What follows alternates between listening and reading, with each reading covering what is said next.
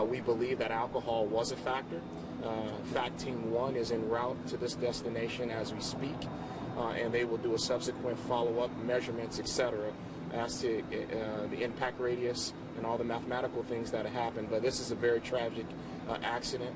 If there is a silver lining, it is the fact that we have the striking vehicle, and we've done what we can to protect the integrity of that particular crime scene, meaning the vehicle and all the factors that come into play there. So at this point, we will have this area cordoned off for quite some time. Unfortunately, some family has some terrible news this morning, and it just breaks your heart. But we are very, very lucky.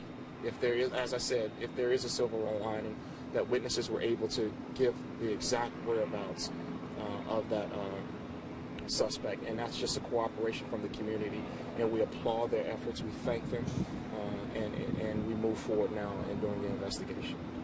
And are there witnesses here who, I mean, you're talking to right now, who saw this all unfold on the street? You know, this is the busiest time of the morning when people are commuting and going to work.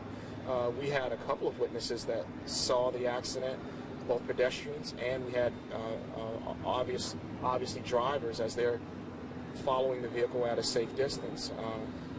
That vehicle, based on the patterns of the driving erratically, we were able to tell basically from that information that the alcohol may have been a factor. We were able to confirm that once officers arrived there and took over the investigation. But we couldn't have done it without the witnesses. And I tell you, we hear these stories often.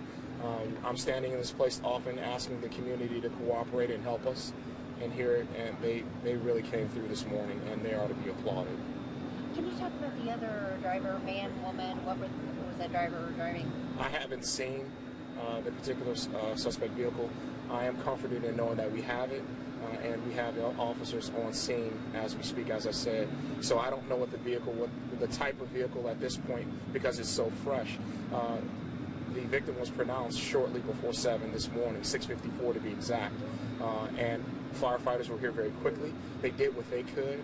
He was wearing his helmet, all the cautionary mechanisms that you want in place. Unfortunately, you have an individual who thought it was okay to leave the scene of an accident and leave a citizen lying in the street to die. And I tell you, we go through this often, and I cannot say, and we cannot say as a law enforcement agency, that we have a suspect in custody at this point, and we will move forward with that investigation. So, as I said, if that's a silver lining, then we will take that. And the family has some bad news this morning.